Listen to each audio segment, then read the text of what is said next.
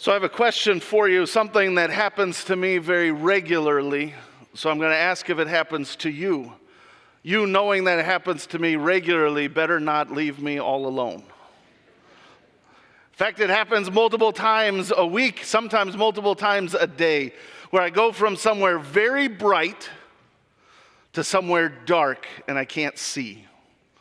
How many of you that's happened to? Yeah, maybe you're outside and it's bright and sunny, which wasn't yesterday, but it might be today. And your eyes, it almost hurts because it's so bright. And then you walk inside and all of a sudden you can't see because it's darker.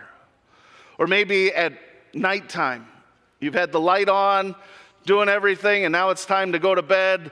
So you get up and you get to the light switch. You hit the light switch, and the bed that was there 2 seconds ago, you now cannot see until you stumble into it.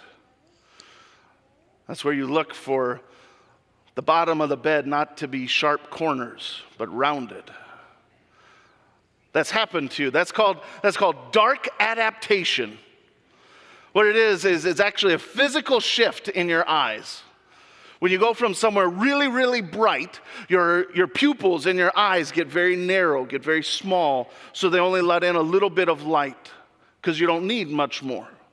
But then when you're suddenly in the dark, your eyes don't immediately adjust. It takes a moment for your pupils to widen up and so for you can start to take in any kind of light that's in the room. But in that transition time, that moment it went from bright to dark, it's as though you have lost all sight. Everything is dark. You've experienced that before. It's an odd phenomenon. It happens in our lives too, where things might be going great and grand. Things are just chugging along without worry, without hesitation. Life is good. And then it's not. And sometimes it happens as swiftly as walking from the bright room to the dark room, from inside or from outside to inside, or simply just flipping the switch. Life is good, and then it is not. Life is good. Her relationship was getting better with her husband. It had been rocky for a little bit, but their relationship is finally mending. The finances are finally comfortable, or at least they're not worried about how much rice they can afford this week.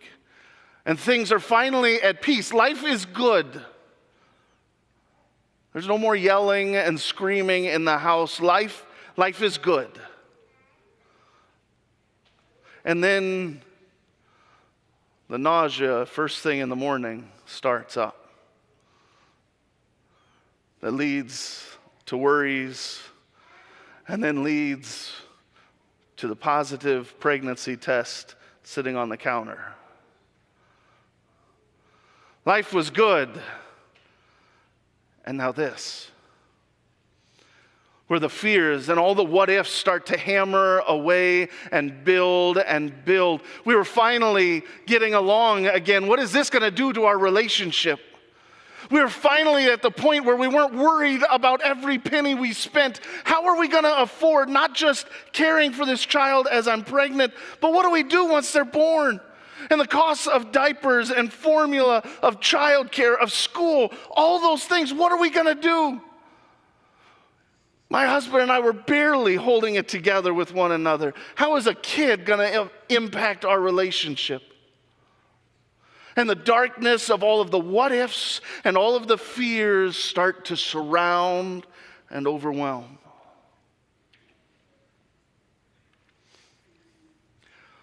Life is good. He experienced promotion after promotion.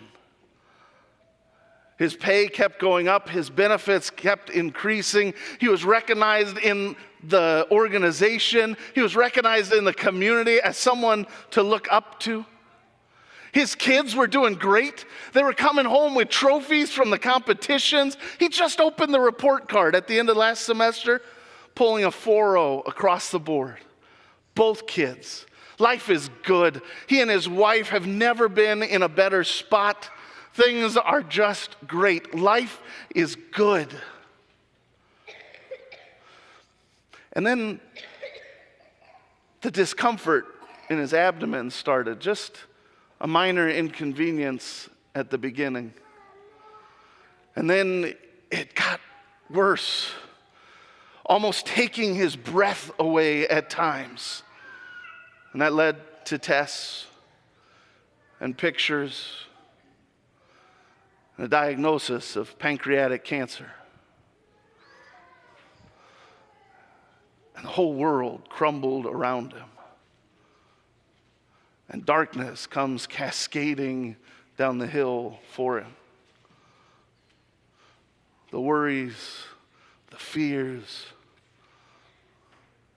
How am I going to handle this? And darkness settles around him.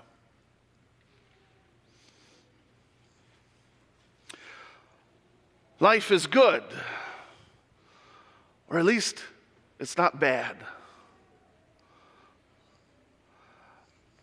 All of those fears and those worries that I've been wrestling with for so long, I finally have a grip on. I can finally wake up each morning and not be looking at all of the awfulness, but there's some spark each morning. And I can finally start to see the light at the end of that really long tunnel. Life is good, or at least it's not bad. And then despair hits again, and depression overwhelms. Through nothing I did, it's just there, and it sits like a weight on my chest, and the darkness consumes, and I can no longer see the light or the hope. It's just darkness all around, and I start to wonder, would it be better if I just wasn't here? Would it be better if I just walked into the darkness and let it all in? Would it be better if I just wasn't around? And the darkness becomes palpable, something I can even touch.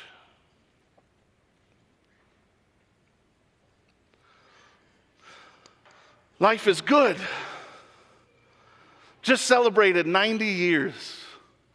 And my mind's still as sharp as a razor, and my body still functions, at least in all the ways it's supposed to. And the kids and the grandkids, the great-grandkids are all great. They come over for dinner a couple nights a week. I talk to the others on the phone throughout the week. I get hugs from them in church because they're where I want them to be. Life is good. And then I went to bed. And I closed my eyes and let the nighttime come. And I drifted off into the darkness to never open my eyes again.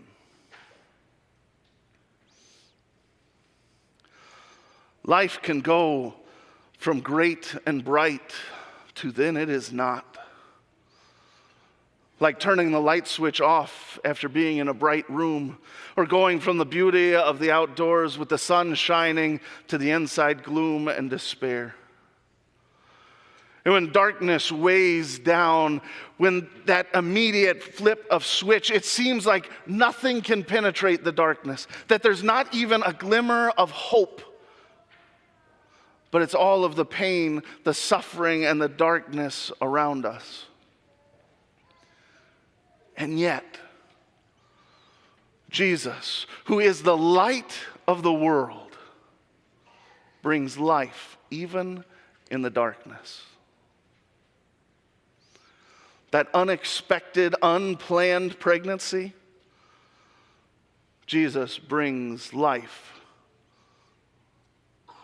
to that darkness. Where he himself, his mother, experienced an unexpected, unplanned pregnancy that God used to bless all of creation. That facing the challenge of physical health deteriorating, of sickness, and the darkness that is there, Jesus brings life into the darkness. He brings the promise of healing. We hear his authority, his power, where he healed the woman who had been bleeding for years. He heals the leper who only saw separation. Jesus brings light and life to the darkness. To those who are wrestling with despair or thoughts of just ending it all, Jesus brings light into the darkness. And you hear the words of the psalmist in Psalm 6.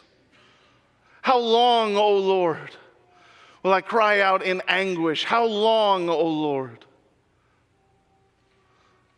And yet you come with everlasting love. Jesus brings light and life into that darkness. And when there are those, when all of us have experienced the final darkness of death itself, Christ even brings light and life to that darkness. When the promise is the light has come into the world and the darkness has not overcome it, Christ's promise is that when he returns, those who have died in the faith will be raised again to new life, and they shall see him with their very own eyes.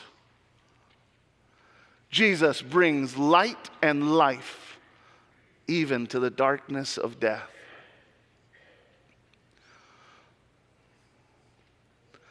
That phenomenon, that darkness adaptation, the opposite is true as well. When you sit in the darkness, just a small bit of light illuminates everything. Have you ever experienced that before? Sitting in a dark space and you light just one candle, one match, one nightlight, and the whole room lights up. Things that you couldn't see earlier now are there in vivid clarity because of the little bit of light. Jesus is the light of the world, and the darkness has not overcome it.